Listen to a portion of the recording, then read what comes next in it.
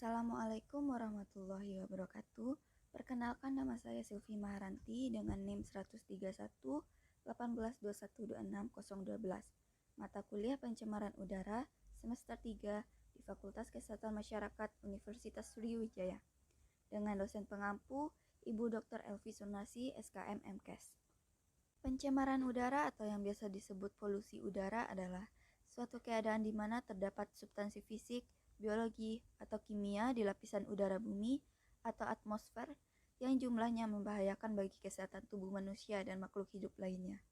Kondisi polusi udara ini dapat mengakibatkan kerugian bagi semua makhluk hidup di bumi, khususnya manusia. Pencemaran udara dapat menyebabkan kesulitan bernafas dan bahkan menyebabkan kerusakan pada alam secara keseluruhan. Lalu, dari manakah sumber pencemaran udara itu berasal? Sumber pencemaran udara itu berasal dari sumber alami atau natural source. Yang pertama, aktivitas gunung berapi yang mengeluarkan abu dan gas vulkanik. Yang kedua, kebakaran hutan. Dan yang ketiga, proses pembusukan sampah organik yang mengeluarkan bau busuk ke udara. Yang kedua, bersumber dari aktivitas manusia atau anthropogenic source. Yang pertama terdapat dalam asap pabrik. Industri dan pabrik sekarang ini memproduksi barang dalam jumlah besar. Proses pembakaran di pabrik tersebut menghasilkan asap beracun yang dilepaskan ke udara. Yang kedua, ada asap kendaraan bermotor. Pertumbuhan penggunaan kendaraan bermotor yang sangat ikut menyumbang asap beracun ke udara dalam jumlah besar. Menurut banyak sumber, penyebab polusi udara terbesar saat ini adalah hasil emisi kendaraan bermotor. Yang ketiga, terdapat pembangkit listrik. Pembangkit listrik dengan bahan batu bara menghasilkan partikel oksida sulfur atau SO2 dan nitrogen oksida atau NO2 yang berbahaya bagi makhluk hidup. Lalu, apa sajakah dampak pencemaran udara?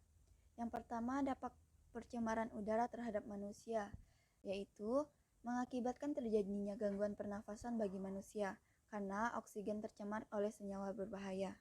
Yang kedua, menyebabkan terjadinya masalah pada kulit manusia, misalnya kulit kusam, keriput, flek hitam, dan bahkan kanker kulit. Yang ketiga, menimbulkan berbagai penyakit yang berhubungan dengan pernafasan, seperti asma, batuk, dan lain sebagainya.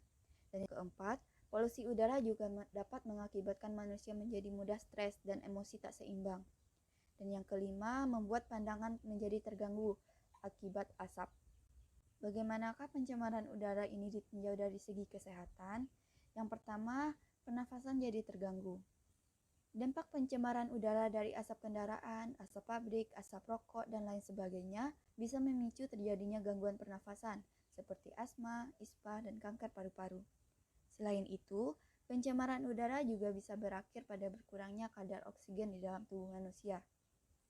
Yang kedua, mengganggu jalannya oksigen yang ada dalam darah. Bukan hanya saluran pernafasan, sistem peredaran darah juga dapat terganggu karena dampak pencemaran udara.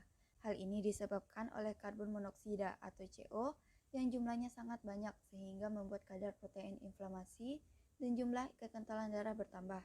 Apa solusi untuk menanggulangi pencemaran udara ini? Yang pertama, tidak melakukan pembakaran atau penebangan pohon-pohon di hutan dengan sembarangan. Yang kedua, menggunakan kendaraan umum massal dan mengurangi penggunaan kendaraan pribadi untuk membantu meminimalisir terjadinya polusi akibat emisi kendaraan bermotor. Yang ketiga, menciptakan jalur hijau di perkotaan dengan menanam pohon-pohon di tempat-tempat tertentu agar udara yang tercemar dapat diserap melalui proses fotosintesis. Sekian dari hasil pemaparan video tersebut. Terima kasih. Assalamualaikum warahmatullahi wabarakatuh.